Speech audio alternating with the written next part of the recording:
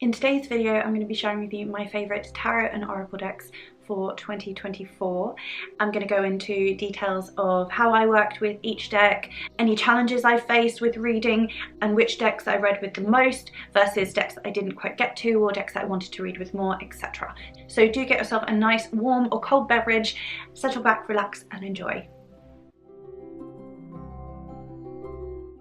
Hi everyone, welcome back to my channel. Thank you so much for being here. I hope that you had a wonderful new calendar year. We are now in 2025. I'm sending you so many blessings for abundance and peace and happiness in 2025. I'm about to share with you the decks that I used the most in 2024.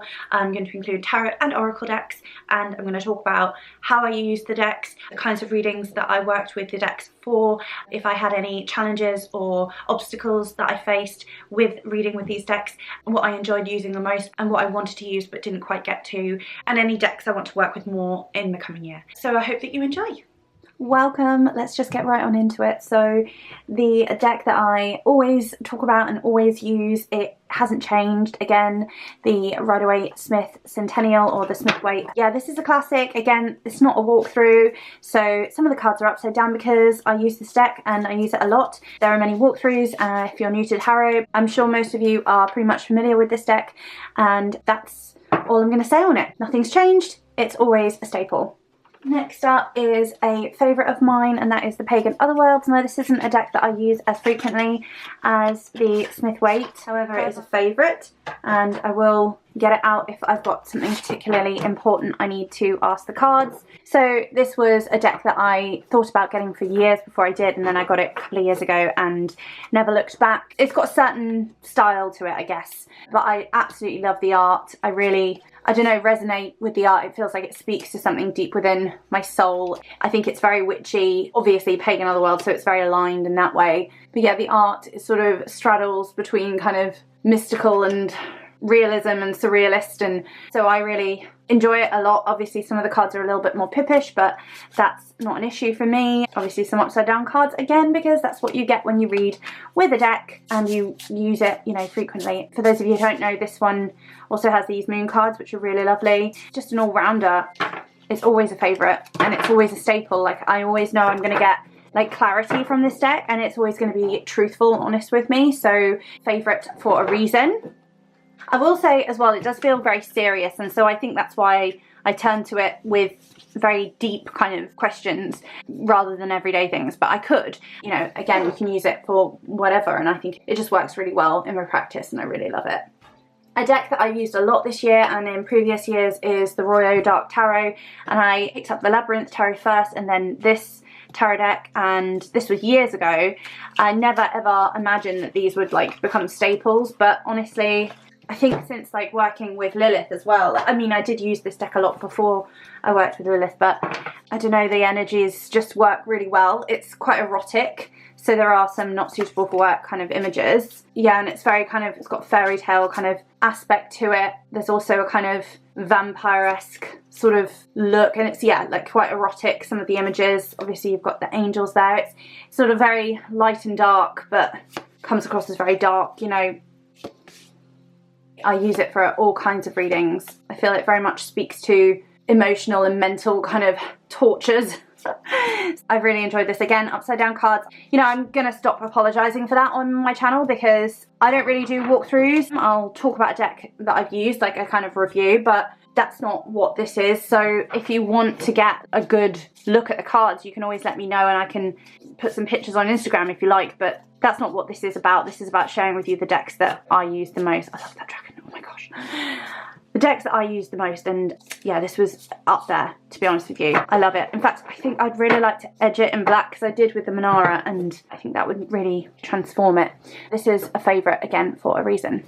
A deck I acquired this year after I saw it on Dawn Michelle's channel, Boho Tarot, is this Lilith Oracle. This lives on Lilith's altar and I use it frequently. This card has come out a lot for me this year, Dark Mother and the spider, and actually Lilith has come to me in the form of a spider, a very large spider on a web looking a lot like this, like right above my head, quite a few times in meditation and in like journey work with Lilith. So this has just spoken to me from the start, really. Obviously a lot of people I think will struggle with these borders. It doesn't really bother me that much because I feel like I'm looking through a portal. The images are just beautiful. Everything is always on point. You know, I ask a very specific question of Lilith and I get a very specific answer. Some of these cards like Alien Woman, Relish Your Otherness. What's that one, like Envy, Discover Your Gifts. Really looking into like shadows of a situation that are coming up for you and what is there to dig into, what is there to mine. So this has been, I couldn't have lived without this year, to be honest with you. It's been really great for my practice with Lilith and really supported things that I've been going through this year. Another deck that I've used a lot this year that is not in the box because it's out all the time, and it's Tarot of the Vampires by Ian Daniels. Many of you will be familiar with this as well. It's a really popular one. I think it's now out of print, and I didn't realise it was going out of print. If I did, I would have purchased another one because I use this a lot, and again, this was never one that I thought I'd use all the time, and I think when I first got it, I did use it occasionally, but not all the time, whereas now it's like all the time. I'm all the time using this deck. And again, it's very emotionally raw. I think that's why there's quite a lot of vampyric decks in this roundup, and I think it is because I've been in dark places this year, but also because I think like working with Lilith, it goes with the territory, you know. So this has been a staple. I couldn't do without this because it always really speaks to the emotions that are coming up, and it always speaks to the shadows that are like underlying things, and I really love this deck. I think there's a lot of desire to it, and then there's no moral judgment, which I really like. So beautiful deck. A deck new to me this year is Terra Volatile. For a long time I thought about getting this deck, but it wasn't like one that I thought, oh, I need this. But this year, all of a sudden I was like overcome with, sometimes the deck will just like present itself to me. Like obviously my brain knows about the deck and my brain's seen the images, but sometimes like in journey work or in dreams, a deck will just appear to me and I'll be like, I need this deck, like this deck is speaking to me. And another deck actually that I'm going to talk to you about today did the same. So this was one of them. All things change and we change with them. It's a beautiful deck. I got the soft book that goes with it. You buy it separately. It does have a lot of alternate cards, so you have to select. I've used this a handful of times since I purchased it, so I can't say I used it the most because it only came towards the end of the year, but it has been really beautiful. I think those were some cards that I was reading with last. It's been really beautiful. It's just very alchemical, very archetypal. It's got completely different energy to the pagan otherworlds, but it feels similar for some reason. I think maybe it's the style of art, even though that's also quite different. There's just something that's sort of ancient about it in a sense, very like medieval, kind of mystical, alchemical stuff going on. It is nice that you get to choose your cards. I did do that, but it looks like I've shuffled them right back in. I mean, again, most of you will probably be aware of this deck. I did actually take them out, so why are they shuffled back in? I don't know now. I'm confused. I'm confused. Well, so yeah, I haven't worked with this all that much because it only literally came at the end of November. So it's only really been like a couple of months. Not really that even. It's really new, but I loved it, and it's been one that I was just overjoyed to work with, and I need to get to know it a little bit more, so that's a goal for this year. But again, it feels like it has significance when it speaks, and it feels very serious and sort of somber. It's not one that I'll be pulling out for daily readings, but maybe that's something that I could do, because clearly there's something there that I'm not doing that, so maybe I should challenge myself and do that, but I don't know. I'm thinking I'll get to know this deck a little bit more over the coming year. A favourite that I acquired at the end of last year, so a similar time, Tiara May's Ritual Tarot. I adore this deck. I did my year ahead last year with this deck. There were certain months that I didn't quite figure out what the card was really talking about when I looked back at the reading, but then there were a few months that was like, okay, well that card was spot on because that's literally what happened. So it definitely gave a very accurate predictive reading. Anyway, if you think of your readings in that way, I often have to check on the back just because sometimes it's a little obscure. 7 of Cups. So you could count. But I like that. I like that obscure nature. I love the collage theme of it. I really wanted to, I wish that I had the Tantric Dakini Oracle here to show you, because I wanted to work with that so much this last year. In fact, so much so that I actually had it out all year. It collected dust and I didn't use it. And maybe it's because I was using this one instead. But I absolutely love the Tantric Dakini Oracle and I'd like to use that with this. But it's just glorious. I mean, it's dark. It's got a very kind of archetypal energy to it. It feels very primordial. There's very dark goddess vibes, but also there's all energies here as well. Like you can tap into It feels contemporary and ancient at the same time, and it feels like it taps into cultural zeitgeist. And yeah, Tiara May is just a beautiful artist. Yes, I know it's an expensive deck. There's been some discourse on that, but as far as I'm concerned, art is art. I will pay the price if I want it. And I think that that's probably what most people who consume tarot feel as well. And I think artists should be paid adequately for the work they do.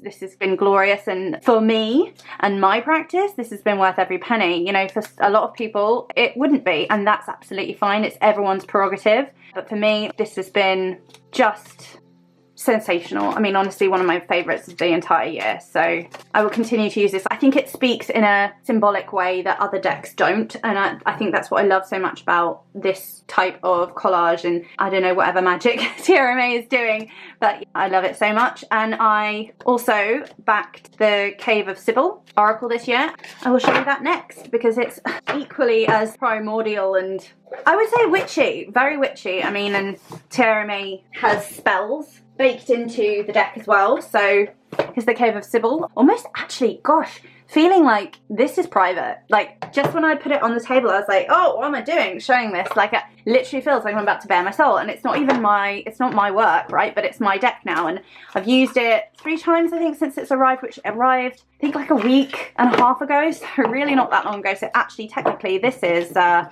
2025 deck. So these are the backs. In this book, you've got the spells, and they're very beautifully done. Very short as well, so really easy to memorize if you wanted to utilize these within a ritual context. On the actual cards themselves, obviously you can interpret them and kind of read them like the soul cards, but then on the back it tells you chord.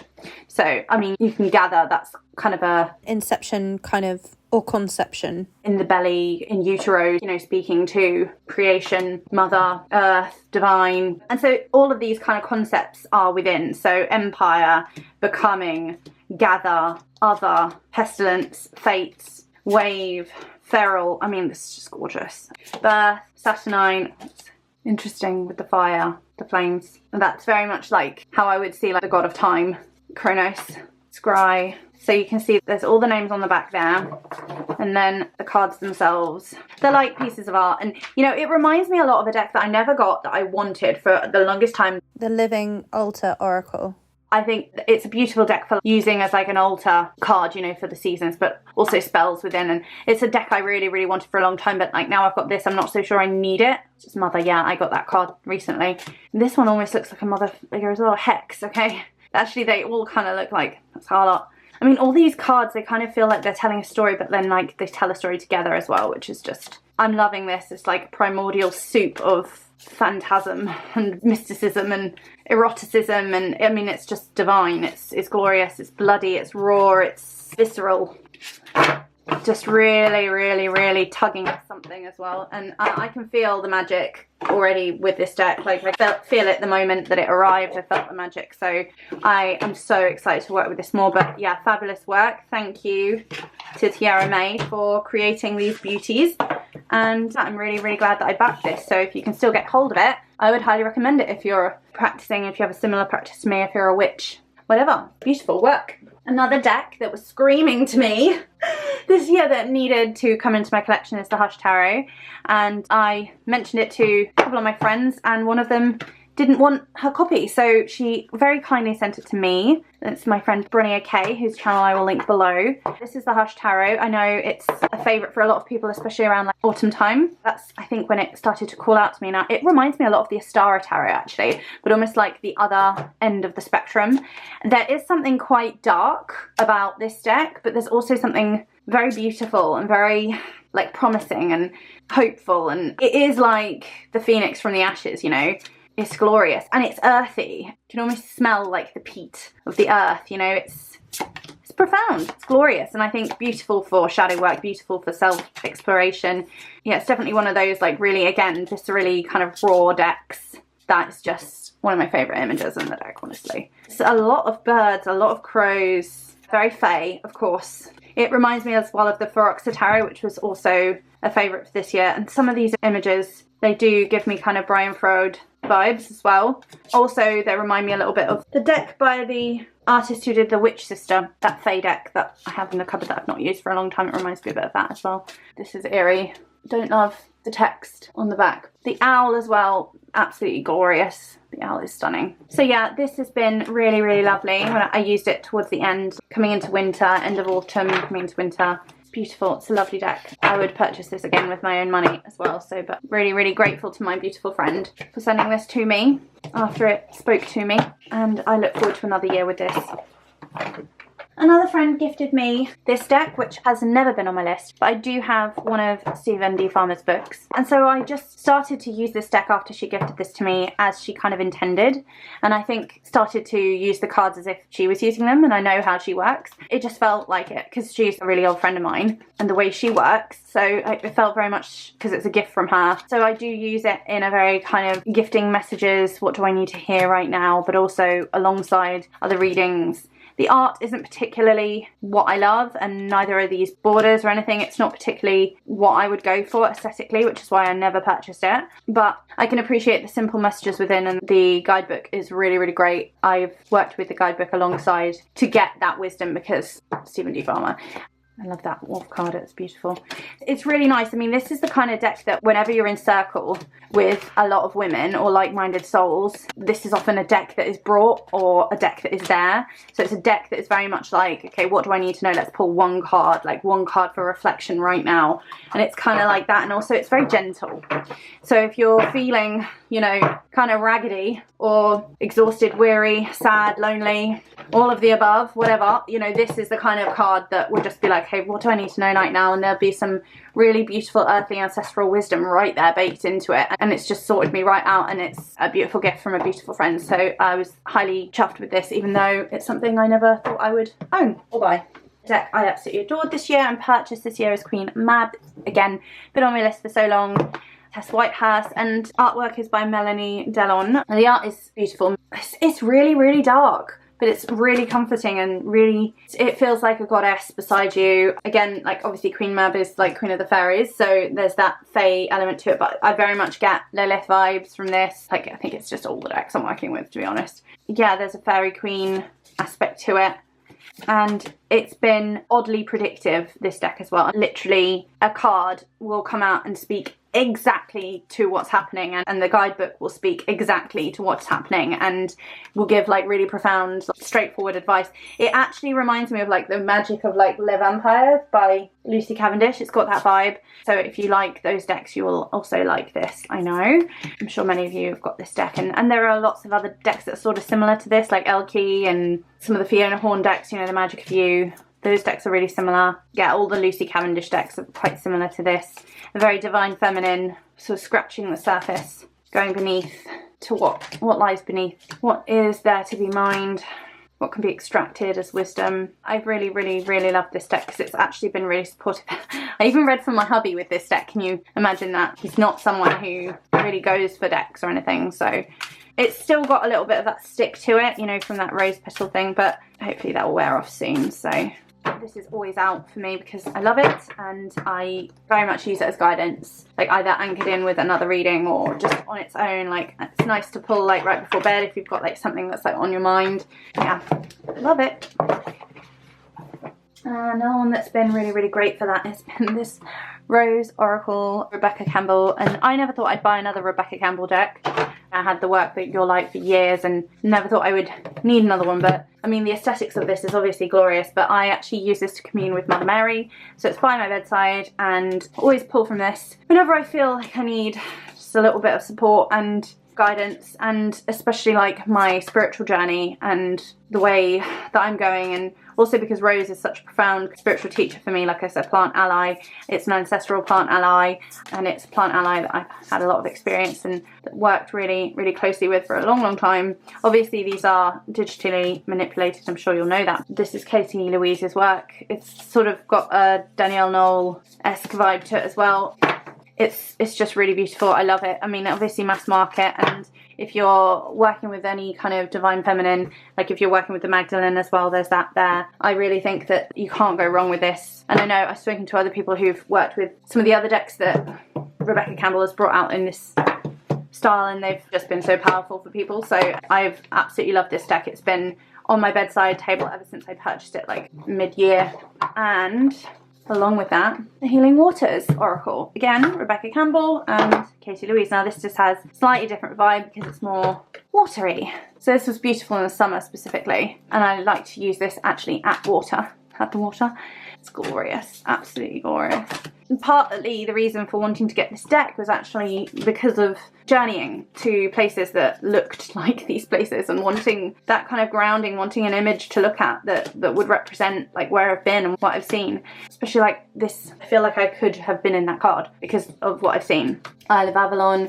So it ties into obviously Irish Celtic folklore and things, but you know, it's very love and light, and you know, a lot of you will be put off by that, I'm sure. Like, it's not your vibe, a lot of people. And actually, like, what I'm sensing looking at all of these decks that have been my go-tos this year, some of them are really gentle and kind of almost got a love and light vibe, very like, you know, light shining through, divine feminine, you know, almost seem, yeah, love and light, very new age spirituality. And then there's a whole slew of like dark shadow themed decks, and it's just very much like working with the divine feminine, working through the layers of what's there.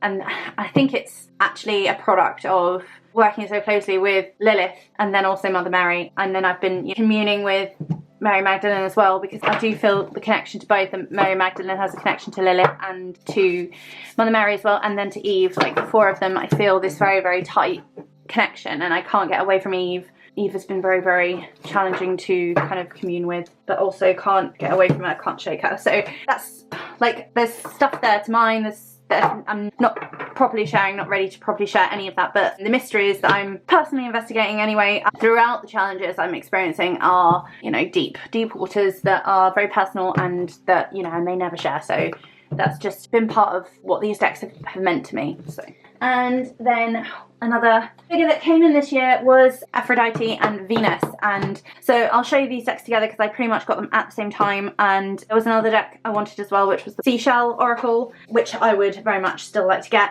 But essentially, I've never worked with Aphrodite or Venus, and the figure came in, but I very much felt it was more like a you need me for what I mean to you kind of vibe. And it was very much the eros, it was very much like love. And so I ended up creating an altar space, and I was thinking, is this for Aphrodite? Am I going to start working with Aphrodite now? What's going on? And it ended up just being for love. So it's an altar for love, but within that space, I do venerate Aphrodite. She's there, the presence is there, and that presence is primarily for love, to send love, to give love, to feel love, to be in communion with love, and to be receptive to love. These were cards I obviously pulled recently. Yeah, to be feeling that love. So this is a mass market deck, and actually I was thinking, who produced this? It says made in China, Sacred Scribe Publishing, Leah Showman and Ashley Frost. Obviously using manipulated art, but like actually taken from paintings and things, like layered and collaged. And it's actually really, really stunning. And it pairs so beautifully with the Healing Waters and the Rose Oracle, as well as the Tarot of Aphrodite, which I'll show you in a second. You know, I think really it's been an exploration of the divine feminine in the past year. It's not to say that the masculine hasn't been present, because very much has. You know, like the Witch Father, the Horned One, has been there and in sabbatic kind of journeying and visions. The Witch's Devil, the Old One, Aphrodite dreams. So there's been, yeah, a lot of that dream work as well. I think I've been playing with a lot of those kind of folk charms with dreams. Dream work has been on and off this year. Like there have been points when dream work just hasn't been possible, and then other points where it has been, other points where lucid dreams have been really significant and really prevalent, and other points when the exhaustion has taken over. And I also think a lot of that's to do with not just my body, but also what the planets are doing, and then the collective as well. I think it's very much connected to that as well. So I don't think it's just my body and like what's been happening to me, because sometimes I won't be physically as bad as I was during times when I was having a lot of trance and a lot of lucid dream experiences and then a lot of astral travel, but for some reason things just won't be happening as much. But now Venus is in Pisces, and there's the conjunction with Saturn and Neptune, and is conjunct North Node, and so all that's happening. Everything's very watery feeling, but I think my body's just taking a little bit of time to catch up since we've been in 2022. So 2025, since we've been in 2025. So there we are. That was beautiful. I used this more in the summer, I'll admit, but I very much enjoyed it, and I really look forward to using it again. And it's out all the time for the the older space. Tarot of Aphrodite, let's have a little look. Guidebook is really beautiful. There's affirmations and things, and the backs are stunning. So I think this was from Etsy. I love the texture of the cardstock, it's really gorgeous. So again, this was just beautiful for romance readings and reminding me a bit of the Barber Studios romance tarot. What's it called? I mean, it's all obviously pre-Raphaelite and like traditional sort of fine art. Yeah, really beautiful. Femininity and fine art. The Tarot of Aphrodite is the answer for all lovers of the fine arts, vintage and women, sensual art. Let yourself be touched by the gentle beauty of Venus. Natasha Frome. And there's a Persephone deck as well. And then there's another deck I want as well. Actually, and then another deck. On that note, actually, I will just say, coming to do this, I went to my tarot cupboard because I did have a point where I put a ton of decks away. I pulled a couple of them out that I'd worked with in the earlier part of the year and then put away towards the end of the year. But when I opened the doors, I didn't feel ashamed of the decks. I was just overjoyed at the sight of them, and I was like, I just want to work with you all, and that's my problem. So I need to get around that I need to figure out some kind of way that I can possibly, you know, factor in as many of the decks that I want to work with. And I think I've always just used my intuition to pick a deck, but now that a lot of the decks are in different rooms, in different spaces, I'm not always in the space where those decks are, so I look to what is there. And then I end up picking sort of the same deck. But also then there's, I mean, I just don't know. There's no more rhyme or reason to it because the Tantric Dakini has been out all year and I've just not used it. And maybe that's the Ritual Tarot because I've used the Ritual Tarot. But so Mother Mary. So I did use the Mysteries of the Black Madonna. I do want to get Mysteries of Mary. Oh gosh, whatever I do, it's the wrong way around. Art of Holy Wells. So I shared this last year and I think I said I wanted to work with it more, and I didn't work with it as much as I wanted to, but I did work with it. I always have to use the guidebook as well, Sacred Hag of the Black Veil, because everything's got different names, so I wouldn't remember what corresponds to what, but also like everything, like the figures, it's beautiful, obviously, stunning, but everything has a very specific message, and I kind of think of it more as like an oracle, to be honest with you, than a tarot deck. But it has been really great for working with Mother Mary. I like to use it when I've got a few more brain cells, to be honest with you. Like when I'm really tired in the evening, it will be one of the sort of more gentle decks, but this is, it's beautiful. And again, it's one of those ones that I picked this up after I had a very profound visitation from Black Madonna a number of years ago. 3-4 years ago. It's been a beautiful deck and I've been quite intimidated by it. I have a couple of other decks that I'm still intimidated by. If you go see last year's video, there are a few decks that I shared in that video that are stunning, beautiful, and I mention it there that I feel a little bit intimidated by them. Same is true, they're out. I've used them a couple of times. I really want to use them more. So I'm still working on that, and like whatever resistance I have, I think it is about my feeling like I'm not worthy to work with them maybe. So my work to do, but the decks are, oh my gosh, just it's such therapy. And I will also say, because I'm filming this like a couple of weeks into January, it's taken me a little bit of time to get around to it. Krista at Krista Chronicles has done a beautiful video about tarot neurodivergence, and honestly, like, it resonated a lot. And I am not diagnosed, but my daughter is on the pathway. I very much resonate with a lot of the things that I now know about ASD and about ADHD, and I have a couple of friends who have also been diagnosed as adults, and some friends as well who have not been diagnosed but suspect they are. And I'm fairly certain that I am on the spectrum myself because of my experiences as a child, and so not that I'm self-diagnosing. But yeah, the way Krista, I'll link the video below, but the way Krista talked about tarot collecting, like, it really resonated with me. And then today, opening that cupboard and being with those decks, it gave me so much comfort, and I'm getting all tearful. I can't convey that enough. So shout out to Krista because that was a beautiful video. So this is Giselle Made Me Do It, and also Sandra at the Whispering Well. There was a video where Sandra talked about this deck that made me do it. So Osman's Spare, many of you will know, was sort of a precursor, someone who sort of set the stage for chaos magic. And this is Osman's Spare's tarot, and this is so beautiful. I kind of work with it in a sort of folk way because it's got these beautiful meanings, but also more than that, like this stunning art. This is such a collector's piece. I was thrilled to get this. It was not too expensive, I think 30 something pounds. I can't remember what the website was, but if you search AOS Tarot. So Hope, Bright Promises, Expectations, the Star, and then reversed, hope not fulfilled, expectations disappointed or fulfilled in minor degree. So it's kind of actually really good for learning, but I think it's more where these come in, as they're more like playing card meanings. So letter, solitude, melancholy, because you've actually got the corresponding playing card there. It's actually really supported with that. That's something that I tried to undertake a few years ago, like learning playing card divination, and it's been something that I'm still really, really highly interested in, and occasionally I'll pull them out. And it's the same with Lenormand. Occasionally I'll pull them out, you know, have a go. But it's not something that I'm regularly engaging with. It's not something like tarot. So like to have a deck like this that kind of bridges the gap, like it's tarot, but it's also got those aspects that will help you kind of learn. It's just so nice because I'm in a stage of my life. My kids are 7 and 9. I have a full-time job. I have a busy life, a home to look after, a husband. Life is extremely busy, and so just being able to like make videos and stuff, not even considering like my practice as well, it's just really, really hard to fit things in. So I know there'll be a point in my life where I can indulge in things like this that take a little bit more time, that like I might want to dedicate like a few months to actually learning these things, and I'll be able to do it, and I know that I want it enough to do that. And so it's things like that. To have this is a real treat for that. It's not a deck like anything else, honestly. If you are a chaos magician or someone who's an occultist and very much into tarot as well, I think you'll really enjoy this.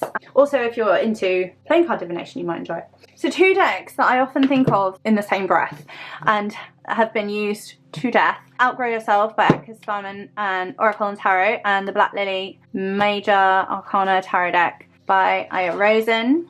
The box is falling apart. This is, I always call it raw and visceral because it is. It's very much in the body. You can think about like trauma within the body and stuff, like things that you're holding. It's very LGBTQI plus friendly, I believe, but it's painful as well. Like it feels painful to look at some of these images, but it really speaks sometimes to the feelings that you have that are trapped within the body. And I think working through traumas and things, this has been a beautiful deck to accompany the journey. And again, Lilith, like working with Lilith, working with the Morrigan as well, this deck was supportive.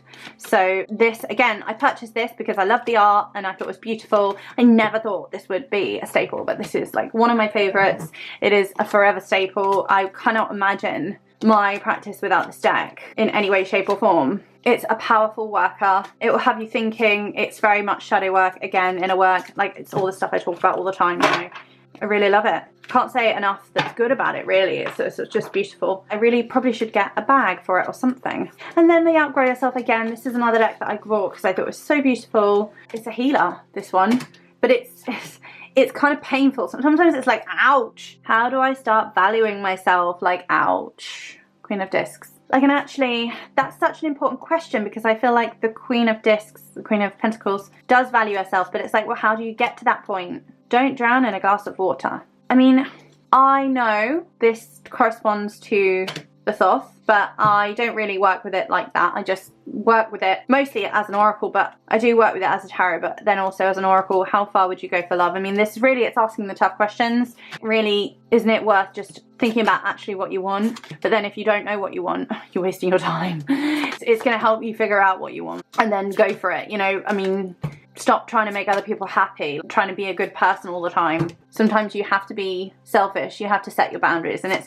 actually not selfish. The word selfish, like in a neutral, if you're not putting a judgment value on it, to be selfish, to look after yourself first, like you need to put on your own mask before others, you know, like it's very, very important. And it's not a negative thing necessarily, you know, it could be reap what you sow. Like, you know, it's very much about boundaries, asserting them, stepping into your sovereignty. And again, like Lilith has spoken to me through this, I very much feel like this is like Eve as well. It's like Eve's individuation. Yeah, and I think also you can work archetypally. I feel like there's the anima and the animus within this as well. It's just a very, very beautiful deck, and it holds you, but it will also tell you what you need to hear. It's not going to sugarcoat shit. It's very honest and very raw and very real, and learn to flow and just beautiful. Yeah, I love it. And I love the bodies. They're stunning, like beautiful, beautiful.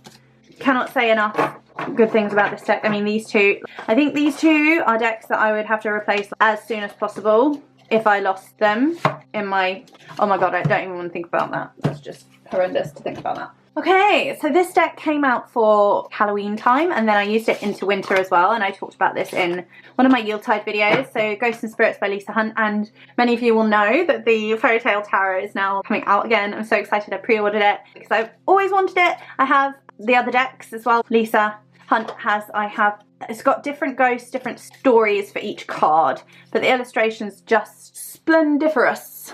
They're beautiful and very, very horrific, some of them. I've talked about this film before actually in a video, and it's Annihilation. I don't know if anyone's seen that horror film. If you've seen that horror film, you'll kind of know what I'm talking about when you see some of these images, especially of trees and people within trees. If you've seen it, then you'll understand. And Chains, this is the one with Jacob Marley.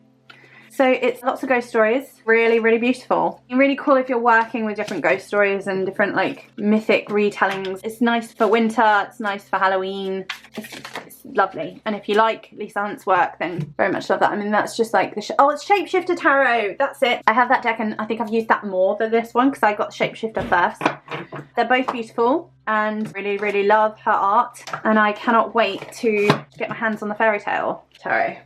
It's been a favourite for a long time. So Manara, it's the artwork of Manara, it's an erotic tarot. It's not suitable for work. I've showed it on the channel before though, and I've not been like demonetised, I don't think, so you know, it is what it is. It's very like kind of cartoony, it's very comic booky, a lot of very erotic kind of situations and things that don't look so pleasant. Yeah, it's got kind of a dark nature to it, very dark nature. I enjoy it. Certain things that I'm asking about, it works. You know, if you want an erotic tarot, this could be the one. I mean, I've shared a few erotic tarots on my channel before, but this might be one of my favourites. This is Milo Manara's erotic tarot. So it's one I've used a lot and I like it a lot, and I edged it as well. It's a favourite. The deck that came in this year is the Halloween Forever Oracle that I shared, and it's Jasmine Beckett Griffiths and Tess Whitehurst again. So similar to Le Vampire, but with Tess Whitehurst, not Lucy Cavendish. Again, just stunning, stunning artwork, and I found that this spoke very closely to whatever I was asking about. It's very good for feeling sad and looking at your shadows and all of that. Again, it's very similar to Le Vampire and obviously perfect for Halloween and Samhain and Dia de los Muertos, which there are a lot of cards here that correspond, and I love the art. It's stunning, I love it.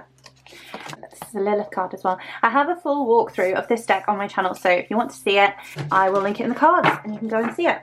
I think that you'll enjoy. Another deck that came out for Halloween is the Haunted House Tarot, Sasha Graham and Marco Federici. This deck always kind of surprises me because I always end up getting a card that I feel like I haven't seen. I've had this deck for like 3 years. I've used it quite a few times, and like there's always a card that comes out and I'm always a little bit surprised. Like everything looks a little bit more real than I remember it looking. I think that it's just like kind of got a mysterious nature to it, this deck. But it's very much like a Rider-Waite-Smith clone, not directly, but it can be. And so essentially it's the story of like this lady who's like going through the house. I've said this before, but I think this character looks so much like Sasha Graham, who's absolutely beautiful and who did star in some horror movies I think when she was younger, and she's just a fantastic tarot teacher as well. She's got some amazing books. I really, really love Sasha Graham's work, and I highly recommend this deck as a great reader, especially like around Halloween time. And I mean, for many of you, same for me, like the Halloween decks stay out all year. They just do. They just have a place in my heart and in our practice. And some of them have seasons, you know, like I used this one less, I think, than I did the year before, but it came out nonetheless and it was still really special. And it's got a place in my practice. It's on my shelf. I love this deck, and it came out for a bit this year. Another one that came out this year quite a bit was the Horror Oracle, Classic Horror Oracle, which I purchased last year and loved this deck. Honestly, I talked about it quite a lot in my last year's debrief of 2023's decks. I love the illustrations. There's something just so gorgeous about them. I really want a tarot deck that has these. Okay, so there's nothing like this. So there's a monster tarot deck. There's other horror tarot decks. There's one that's like old style movie posters, but they're not real movies. That's not quite right for me. I need something that actually corresponds to real horror movies. So if someone wants to do that, a tarot deck like this, that it doesn't have to be the same art, it can be different style art, but it corresponds to horror movies, like do it please, because we need it. But yeah, this is eerily accurate. Like, I mean, eerily accurate. There are still some films in here I've not seen, like I've not seen Pet Sematary. Obviously, this is such a classic. The Scream Queen, the original Scream Queen. This is just brilliant. I love that you can get away with some of these at Christmas. This Clive Barker is amazing, and he was a chaos magician, I believe. Like, he might have just been an occultist, but I think there's so many layers of like chaos magic in his work, like in his novels, in his art, in his movies. Hellraiser, amazing. I mean, obviously like super cheesy. If you've seen the original Hellraiser, it's super cheesy and like kind of funny, but it's also, yeah, just brilliant. I actually really want to watch some of these films now. There are some films like I'm afraid to watch, like Suspiria. So I did see the start of both the old one and the new one, and I couldn't make it through. Oh my gosh, this has got to be my favourite. Oh, Robert Eggers, and I cannot wait to see Nosferatu. But The Witch is, oh, mwah, chef's kiss. And I'm sorry, but isn't the end just like dream come true? That is like magic to me. I'm like, yeah, just sign me up, please. Whatever she's on. I mean, obviously not the unaliving. Everything else. Wouldst thou like to live deliciously? Yes, please. So that's just a fabulous deck. Riccardo Di Stonio. The Halloween tarot came out as well, which I'm sure you've seen so many times. Every year I think I need to get this full size, and then I just don't because there's other decks. But this is a favourite every year because I just love the like classic kind of like vintage nostalgia of Halloween that it's got. It feels very like childlike, innocent, playful, hilarious. It feels like a Halloween party when you're a kid. It's just glorious. I love it. And it's in a tin, so I take it with me everywhere around the Halloween time of year. And the Bohemian Gothic Tarot came out for Samhain and Halloween as well. I have the mini one, so I did take the mini one with me into a few places, but this one's a nice one, although it doesn't translate very well to camera that I've seen before in the past, but it does have like a silver kind of overlay. It's so creepy and eerie. I think it very much speaks to like, you know, where boundaries are crossed and like toxic relationships and family dynamics and like breaking free of generational curses and things like that. You can really, really dive into those things with this. But Baba Studios decks, I don't have all of them. I'm not like obsessed with all of them, but there are a few of them that I cannot live without, and this is one of them.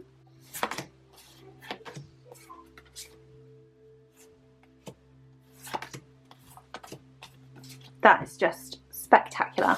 So I think that these are created with photography and then they use AI. I think that's how they do it, but a lot goes into this when they create these. Yeah, I am still looking for the perfect kind of Dracula-esque tarot deck. So obviously there's Tarot of the Vampires by Ian Daniels. There's this one. There's the Tarot of Hevel. Nothing quite gets the Dracula. And I mean the Francis Ford Coppola 1992, was it? The one with Winona Ryder and Gary Oldman, because that is just perfection, that movie. Yeah, I love Dracula, the novel as well. I've read it a couple of times and I absolutely adore it, so I'm on the hunt. I know there's the Vlad the Impaler deck and I do like the look of it, but it's not, yeah. There's that Dracula deck by Robert M. Place as well, but that's usually out of print and it costs a lot on eBay and such, so I'm on the lookout for that. So if anyone wants to make that as well, that'd be grand.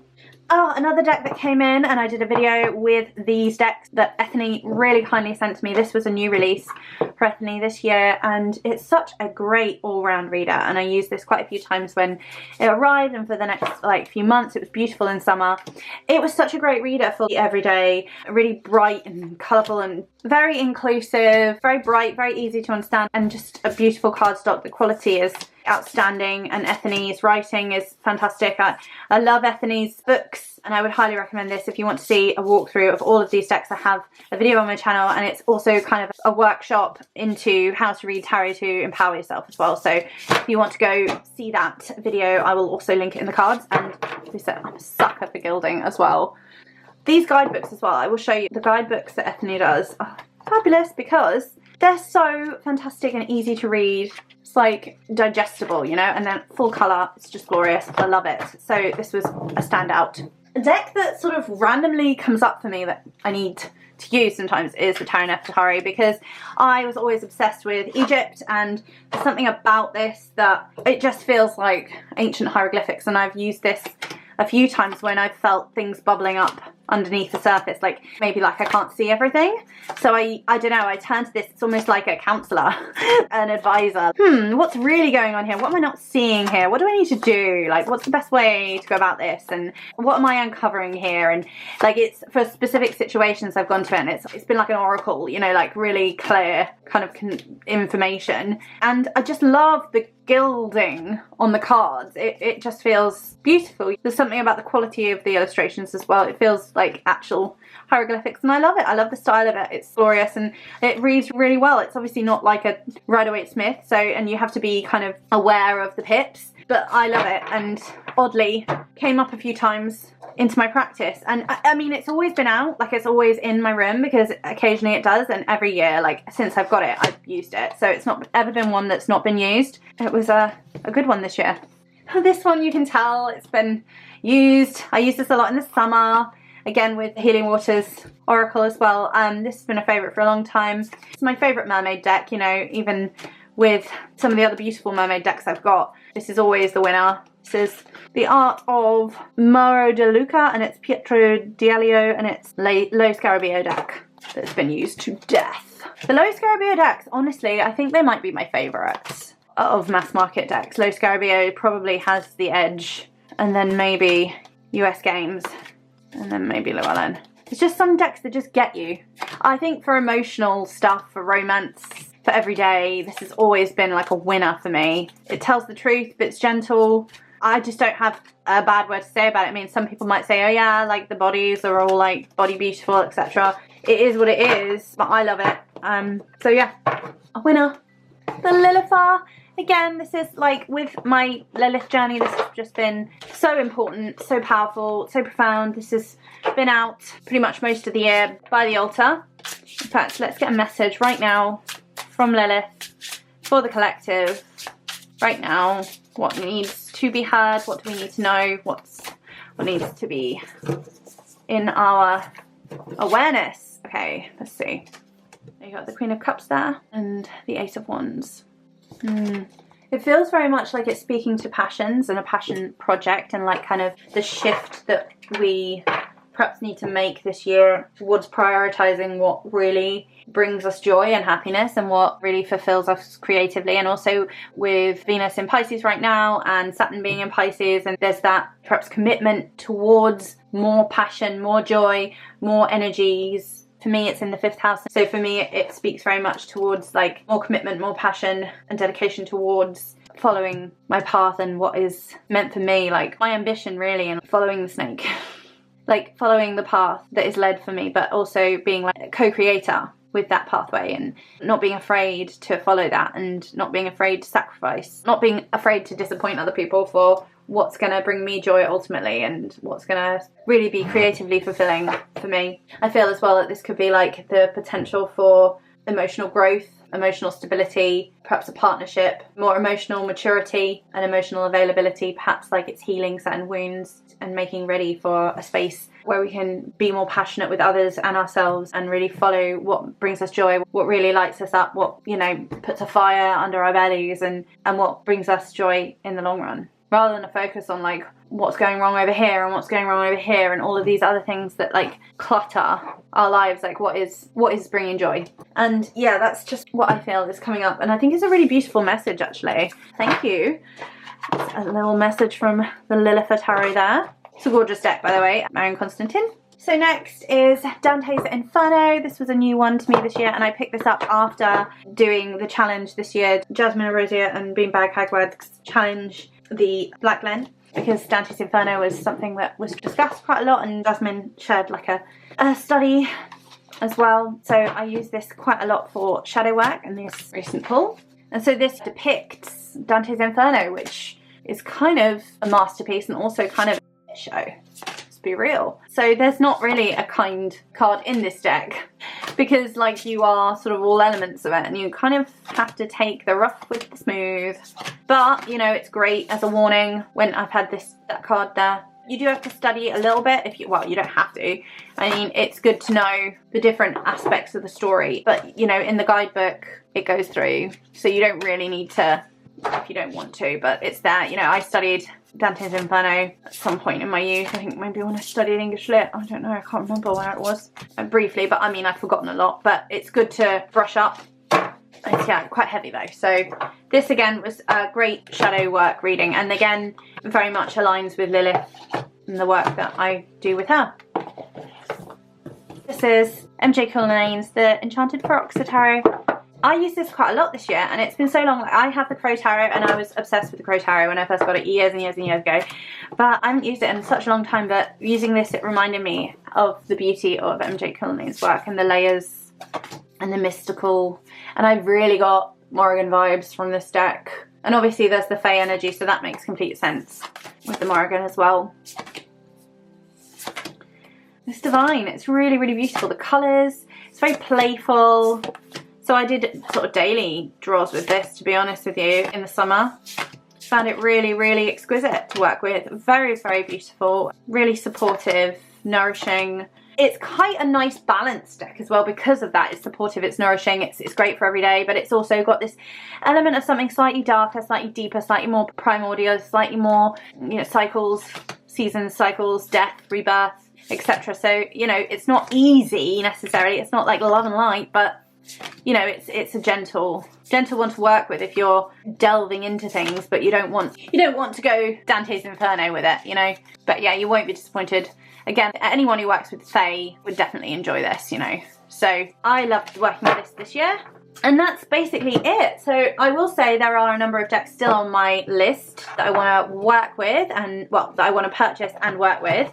There are a number of decks that I want to work with that I own, and I'm kind of thinking that's sort of a cyclic thing, and I'm also open now. My mind is open to, you know, this, like, not putting these moral judgments on myself for having a ton of decks, and I don't always have to be using them for them to be powerful and for them to mean something to me. And I know, yes, if you purchase it, you're investing in it, it's time, money, energy, but it can make you very happy. And there's a big pile of decks right next to me, and they've all really spoken to me a lot this year. And there's been, I think there's quite a lot of darker themed decks. I say dark, I mean like shadow themed decks. A lot of like vampyric decks, a lot to do with Lilith and shadow work, and then there's like some lighter, more love and light kind of energy vibes. But yeah, that's I guess where I've been, and that's the honest truth about what I've worked with this year, what I've loved, and I hope that you've enjoyed it. So yeah, thank you so much for joining me. I hope that you really enjoyed this. I hope that you have a beautiful